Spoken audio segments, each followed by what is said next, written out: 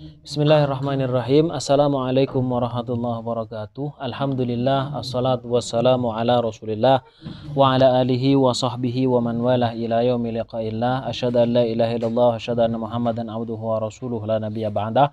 Wa la haula wa la quwata illa billah, amma ba'du. Alhamdulillah, kita akan membahas pada kesempatan kali ini terkait perhatian Islam terhadap kekeluargaan, terhadap keluarga.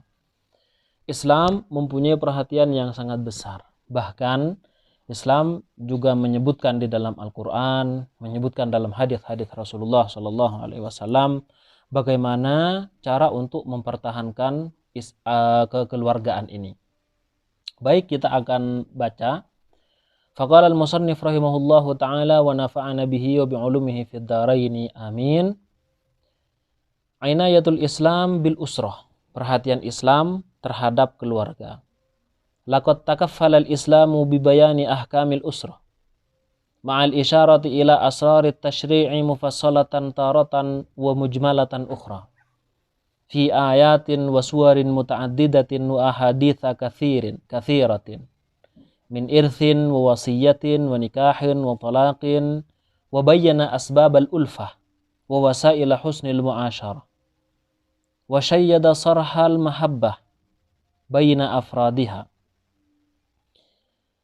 Islam sungguh telah bertanggung jawab untuk menjelaskan hukum-hukum kekeluargaan, disertai adanya penunjukan akan rahasia disyariatkannya berkeluarga, baik secara terperinci ataupun secara global. Fi ayatin wa suwarin muta'addidah, di dalam ayat-ayat dan surat-surat Al-Quran yang bermacam-macam. Wa ahaditha katsiratin, dan di dalam hadis-hadis yang banyak. Min irthin, berupa penjelasan warisan. Wa wasiyatin, dan juga wasiat. Wa nikahin, dan nikah. Wa talakin, dan talak. Wa bayyana asbabal ulfah. Islam juga menjelaskan bagaimana sebab-sebab untuk mendapatkan kasih sayang antara suami dan istri. Wa wasaila husnil mu'asyarah. Islam juga menjelaskan perantara-perantara bagaimana bergaul dengan baik pada keluarga itu. Wa syayyada sarhal mahabbati baina afradiha, dan Islam menguatkan kemurnian kecintaan antara masing-masing keluarga itu. Ala taksisi hukukin ma'lumatin fi dairatin mahdudatin, yaitu berdasarkan hak-hak yang sudah diketahui di daerah yang terbatas. Famata ru'iyat tilkal hudud, ketika batasan-batasan itu telah dijaga, asyatil usratul islamiyah fi arghadi aishin, maka keluarga Islam itu akan hidup dalam kehidupan yang sangat nyaman, wa ahna'a hayatin, dan kehidupan yang sangat tenang. Sebaliknya, ketika Islam sangat menganjurkan untuk mempertahankan kekeluargaan, bagaimana untuk menumbuhkan rasa kasih sayang antara suami dan istri, Islam juga berpesan bahwasanya cara-cara untuk mendapatkan cinta antara suami dan istri itu telah disebutkan dalam Al-Quran, dalam hadis-hadis Rasulullah SAW. Sebaliknya, Islam juga hadzara min hadmil usrah, benar-benar mengecam keras, yaitu robohnya, hancurnya kekeluargaan. Wa hatha ala tamasukiha wa tihadiha, dan Islam menganjurkan untuk memegang teguh kekeluargaan dan menjadikan keluarga itu kokoh layaknya karang di tengah samudra. Wa naffara an kulli ma yad'u ila tafakkuki uraha, dan Islam juga sangat mengecam keras terhadap segala sesuatu yang mengakibatkan akan rusaknya ikatan kekeluargaan tersebut. Oleh karena itu, Islam itu melarang perbuatan-perbuatan yang kemudian membuat terjadinya perpecahan antara kekeluargaan itu. Apa di antara hal itu? Wa min dzalika at-talaqu, di antaranya adalah at-talaq. Walaupun talak itu adalah halal, diperbolehkan, akan tetapi Rasulullah SAW pernah bersabda, abghadul halali 'indallahi at-talaqu. Paling dibencinya perkara yang halal menurut Allah Subhanahu wa taala adalah tolak itu sendiri. Oleh karenanya walaupun tolak itu hukumnya halal, akan tetapi sangat dibenci oleh Allah Subhanahu wa taala. Tolak merupakan jalan terakhir bagi keluarga, yaitu suami dan istri, ketika sudah tidak mempunyai jalan lagi, maka tolak adalah menjadi pilihan satu-satunya. Akan tapi jangan kemudian mudah mengeluarkan kata-kata tolak, mengeluarkan kata-kata cerai dari seorang suami, sehingga ketika suami sudah mengatakan yang sedemikian, maka akan terjadi tolak. Oleh karenanya dianjurkan untuk berhati-hati mengatakan perkataan yang satu ini. Wa huwa min asyaddil adrari fil mujtama.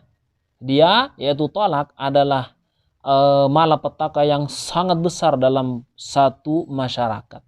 Fakam jarra masaiba. Berapa banyak tolak itu sudah menghasilkan musibah-musibah. Wa farraqa usaran, dan sudah memecah belah antara kekeluargaan. Wa dayya'a widadan, dan sungguh menyia-nyiakan kasih sayang.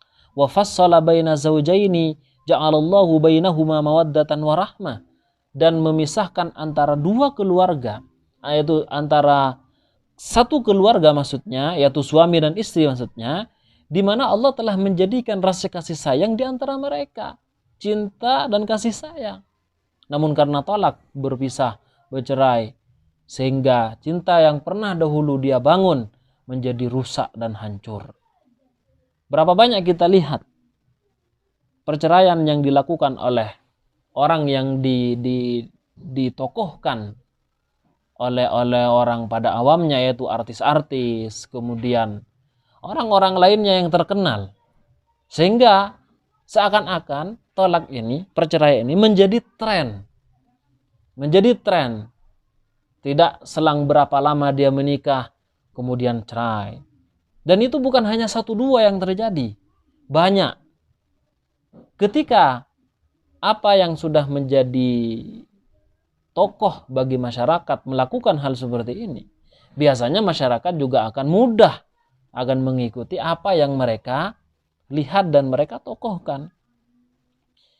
Kemudian wadhahaba bi atfalihi ma fi awdiyatil hayrati wadh-dhaya', dan tolak juga akan menghilangkan anak-anak mereka, yaitu menjadikan anak-anak mereka berada di dalam lembah kebingungan dan kesia-siaan. Idh faqadu atfal ubuwati wa hananal ummah. Kenapa? Karena mereka sudah tidak mendapatkan kasih sayang ayah dan juga cinta kasih ibu. Nah, akhirnya mereka akan mencari jati dirinya tanpa bimbingan seorang yang seharusnya menjadi pembimbing utamanya, yaitu orang tuanya. Wa tabaddalal hana'u bisyaqa, sehingga ketenangan yang dahulu dia dapatkan akan berubah menjadi kecelakaan. Wal i'tilaf bil ikhtilaf, di mana kasih sayang yang dulu telah dia dapatkan akan berubah menjadi perbedaan yang sangat tajam. Wal mawaddati bil baghdha, dan kasih sayang akan berubah menjadi benci. Oleh karenanya kita sebagai generasi muslim, pemuda-pemuda muslim, harus benar-benar berhati-hati dalam masalah yang satu ini. Bagaimanapun tolak itu memang halal, akan tapi sangat dibenci oleh Allah Subhanahu wa taala, kecuali sudah benar-benar tidak ada jalan lain. Ketika pasangan kita misalnya dia sudah menjauhi syariat Islam, dia sudah terang-terangan melakukan maksiat, sudah tidak taat kepada suaminya misalnya, tentunya dalam hal-hal yang diperbolehkan dalam syariat, menentang atau bahkan melakukan perbuatan selingkuh, maka di sini menjadi alternatif terakhir. Dan bahkan bisa jadi harus, ketika pasangan kita sudah jelas-jelas keluar menjauhi agama Islam, menjauhi syariat-syariatnya, dan diperingati, akan tapi masih tetap seperti itu, maka cerai menjadi satu-satunya cara untuk kita tempuh. Namun ketika itu semua belum terjadi, wahai saudara, pasangan kita masih taat kepada kita, taat kepada Allah, taat kepada Rasulullah Sallallahu Alaihi Wasallam, maka tidak ada alasan kepada kita untuk kemudian menjatuhkan talak kepada mereka. Itu yang pertama. Hal yang sangat dilarang oleh Islam, maksudnya dilarang halal tapi sangat dibenci oleh Allah Subhanahu wa taala. Artinya kita benar-benar diberikan warning untuk tidak melakukan hal ini. Itu yang pertama. Yang kedua, wa min dzalik uququl walidain. Nah, ini benar-benar haram. Uququl walidain yaitu durhaka kepada kedua orang tua. Fa inna syari'a naha anhu. Syariat Islam telah melarangnya. Wa hadzara minhu, dan mengecam keras. Wa hatha ala birrihima wal ihsani ilaihima. Dan Islam justru mendorong untuk berbakti kepada kedua orang tua itu. Bisarihil Qur'ani wa ahadith, dengan Al-Quran, dengan ayat Al-Quran yang sangat jelas, dan juga hadis-hadis yang sangat terang benderang. Makrunan haqqahuma bihaqqillahi ta'ala fil kitabil aziz, di mana Allah telah membarengkan, yaitu hak kedua orang tua berada juga, yaitu hak Allah Subhanahu wa ta'ala di dalam Al-Quran Al-Aziz, di mana Allah Subhanahu wa ta'ala berfirman, wa qada rabbuka alla ta'budu illa iyyahu wa bil walidaini ihsana imma yablughanna 'indaka al-kibara ahaduhuma aw kilahuma fala taqul lahumu uffin wa la tanharhuma wa qul lahumu qawlan karima. Dan sungguh Allah telah menetapkan, Allah telah memerintahkan, yaitu Tuhanmu telah menetapkan bahwa kalian dilarang untuk menyembah kecuali hanya kepada Allah dan berbakti kepada kedua orang tua. Jika di antara mereka, yaitu salah satu dari keduanya sudah sampai pada umur yang sudah sepuh, atau dua-duanya sepuh, maka janganlah kalian mengatakan sesuatu kepada mereka berupa berupa berupa cis, atau berupa istilahnya itu, membentak dengan bentakan yang halus. Wala tanharhuma, dan janganlah kalian membentak dengan cara yang kasar. Wa qul lahuma qawlan karima, dan berkatalah kepada mereka dengan perkataan yang baik. Jadi di sini Allah Subhanahu wa taala pertama menetapkan bahwa dilarang menyembah kecuali hanya kepada Allah, dan yang kedua berbakti kepada kedua orang tua. Jadi hak Allah itu adalah disembah, tidak boleh disekutukan, dan hak orang tua adalah dijadikan kedua orang tua itu berbakti. Jadi menyembah kepada Allah itu hak, berbakti kepada orang tua itu hak.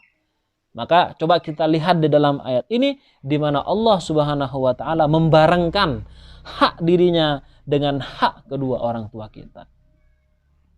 Oleh karenanya ketika Allah Subhanahu wa taala memberikan azab kepada pelaku durhaka ini di dunia, itu adalah hal yang biasa. Berapa banyak kemudian kisah-kisah kita temui bahwa orang-orang yang durhaka kepada bapaknya atau kepada ibunya, Allah langsung azab di dunia sebelum nanti diazab di akhirat. Wa qala ta'ala anishkurli wa liwalidayk wa ilayyal masir. Allah firmankan, bersyukurlah engkau kepadaku dan berterima kasihlah engkau kepada kedua orang tuamu. Ilayyal masir, kepadakulah tempat kembali. Jadi di sini Allah menyatakan bersyukur kepada Allah, berterima kasih kepada kedua orang tua. Allah menyamakan, membarengkan antara haknya Allah dan haknya kedua orang tua. Wa qala sallallahu alaihi wasallam, Rasulullah sallallahu alaihi wasallam bersabda, "Thalathatun la yanzurullahu ilaihim yaumal qiyamah." Ada 3 golongan di mana Allah tidak lihat mereka. Artinya mereka tidak akan mendapatkan pandangan kasih sayang Allah, pandangan rahmat Allah pada hari kiamat. Yang pertama adalah al-aqu liwalidayhi, adalah orang yang durhaka kepada kedua orang tuanya. Wa mudminul khamar, dan yang kedua adalah orang yang terus-menerus minum khamar, mabuk-mabukan. Apakah dengan minuman yang disebut khamar, atau minuman yang disebut dengan bir, atau minuman yang lain. Yang penting memabukkan, itu adalah diharamkan. Bahkan misalkan menggunakan ganja, menggunakan morfin, dan menggunakan hal-hal yang memabukkan lainnya. Wal mannan, dan orang yang suka mengungkit-ungkit pemberian, itu juga akan tidak dilihat oleh Allah Subhanahu wa taala. Kita memberikan sesuatu, kemudian kita mengungkit-ungkit pemberian kita kepada orang itu. Tentunya ketika kita mengungkit-ungkit, itu adalah hal yang akan menyakitkan perasaan orang yang telah kita beri. Itu yang Allah tidak lihat pada hari kiamat. Wa thalathatun la yadkhulunal jannah, dan ada 3 golongan juga tidak akan masuk ke dalam surga. Al-aqu liwalidayhi, dan yaitu orang yang durhaka kepada kedua orang tuanya. Dia selalu menyelisihi apa yang diinginkan oleh orang tuanya, melanggar perintahnya, durhaka, membentak, menyakiti. Wad-dayyuth, dan yang kedua adalah ad-dayyuth. Siapa ad-dayyuth ini? Yaitu wa huwa ar-rajulu alladhi yukirrul khabitha fi ahlihi. Yaitu seorang lelaki, seorang suami, di mana dia tidak ada rasa cemburu sedikit pun ketika istrinya, ketika anaknya, ketika saudarinya melakukan maksiat, dekat kepada lelaki lain, dibonceng laki-laki lain, walaupun itu misalkan iparnya, tetap diharamkan. Karena alhamu al-maut, ipar itu adalah kematian. Artinya akan membawa pada kematian hati, yaitu dengan adanya maksiat. Jadi dayuth betapa banyak kita temukan sekarang ini. Mereka sudah tidak peduli anaknya melakukan hal-hal maksiat, pacaran, istrinya dekat kepada laki-laki lain, itu sudah tidak peduli.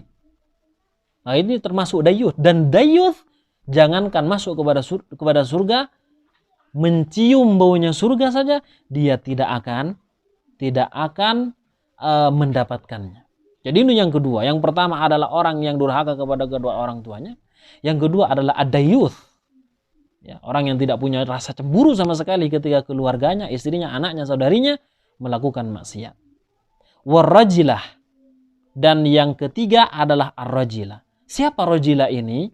Hiyal mar'atul mutasyabbihatu birrijal, adalah perempuan yang menyerupai laki-laki.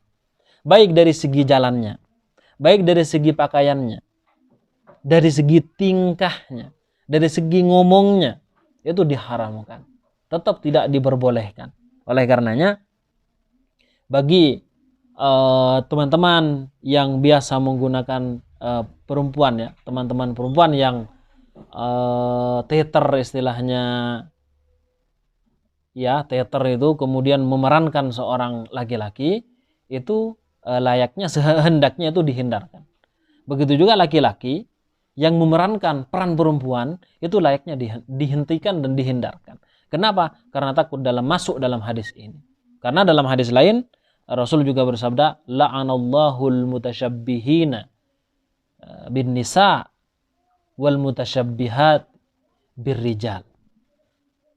Jadi semoga Allah melaknat laki-laki yang menyerupai perempuan dan perempuan yang menyerupai laki-laki. Jadi di sini mendapatkan doa laknat dari Rasulullah Shallallahu Alaihi Wasallam. Tentunya ketika doa Rasulullah itu dilakukan oleh Nabi, mesti akan diijabahi dan dikabulkan. Akhrajahun Nasa'i bi isnadin jayyid. Jadi hadis ini diriwayatkan oleh An-Nasa'i dengan sanad yang jayyid. Wa akhrajal Hakim fil Mustadrak. Al-Hakim di dalam kitabnya Al-Mustadrak. Jadi Al-Mustadrak ini kitab yang mengeluarkan hadis. Jadi Al-Hakim mengeluarkan hadis di dalam kitab Al-Mustadrak ini, hadis-hadis yang tidak tercantum di dalam Bukhari dan Muslim. Jadi disusul oleh Al-Hakim ini, akan tetapi nilai hadis ini sesuai dengan penilaian Al-Bukhari dan Muslim. Cuman belum sempat dimasukkan oleh Al-Bukhari dan Muslim dalam sahih mereka. Dari Nabi Shallallahu Alaihi Wasallam bahwa beliau bersabda, kullu dzunubi yuakhirullahu ma syaa minha ila yaumil qiyamah. Setiap dosa Allah akan akhirkan sampai hari kiamat sesuai kehendak Allah Subhanahu wa taala tentunya. Illa uquqal walidain, kecuali pelaku durhaka kepada orang tua. Fa innallaha yu'ajjiluhu li sahibihi fil hayati qabla al mamat.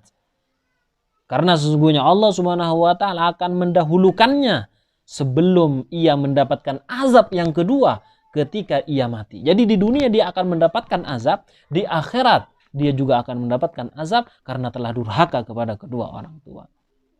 Jelas durhaka ini termasuk hal yang akan mengacaukan kasih sayang antara keluarga, mengacaukan cinta dan mawaddah, rahmah, sakinah di dalam keluarga. Oleh karena itu, kita walaupun sudah punya anak, tetap berkewajiban untuk berbakti kepada orang tua kita yang masih hidup. Atau orang tua kita telah meninggal, tetap kita mempunyai tanggung jawab, yaitu berbakti kepada keduanya dengan cara mendoakan mereka. Dan yang ketiga, wa min dzalik qat'ur rahim, memutuskan tali silaturahim.